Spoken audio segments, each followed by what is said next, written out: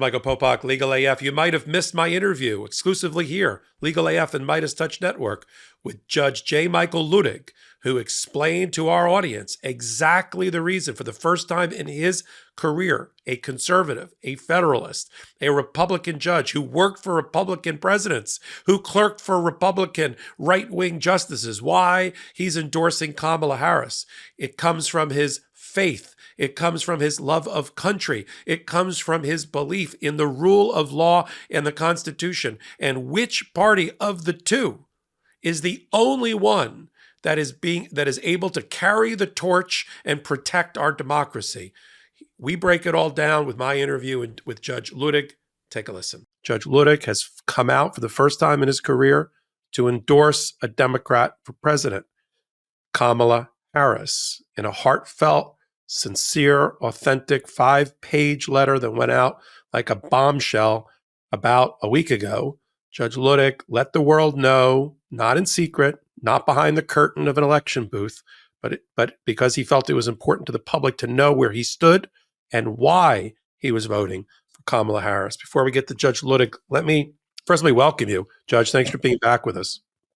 Thank you, Michael. It's always a pleasure to be on with you and the Meidas Touch. I love the comment that you gave to CNN after the 5 pages came out. I'm going to read from that. I'm going to do some excerpts from the letter, although I commend everyone to read all 5 pages, single-spaced letters. Anything that Judge Luttig writes, you should read if you're a patriot in our participatory democracy. Let me read to you for our audience what you commented to CNN about why you wrote the letter. Of course, we're going to amplify that here for our audience. You said, the first thing all of us are taught is right from wrong. We're not taught right from left. I thank God, my parents, and my country every day for teaching me right from wrong, especially in these days. In my faith, we believe that we will one day answer for our wrongs. I've always tried to live my life in anticipation of that day. Imperfectly, to be sure, but I have tried. My endorsement of the vice president was the right thing to do. It would have been wrong for me to stay silent, and I believe I would have one day had to answer for that silence. It's really that simple. I'm going to get to your excerpts, but Judge, why don't you talk straight to our audience about what got you to the point of just not opposing MAGA and Trump, but actually moving to endorse Kamala Harris, who's obviously the leader of the Democratic Party? Michael, thank you for rereading for your audience that very deeply personal note that I sent to CNN only moments before they released my endorsement publicly. CNN asked me, would I like to make any additional statement to accompany my 5.5-page letter? And I had been thinking about that that morning, and I said yes, I would. And I was out of town in a hotel room in Texas, and I typed out those words that you just read in about 5 minutes and sent them to CNN with a note that said, I would like for you to recite these words when you announce my endorsement of the vice president. It was very personal, as you can tell. For me, the most significant thing I said there was the reference to my faith, to my Christian faith. And I had concluded long before the endorsement that I would endorse the Democratic candidate for president, whether it would have been the current president or Kamala Harris, the vice president. And as I said, in my faith, I believe that I would have had to answer to my God for my silence if I had not endorsed Kamala Harris.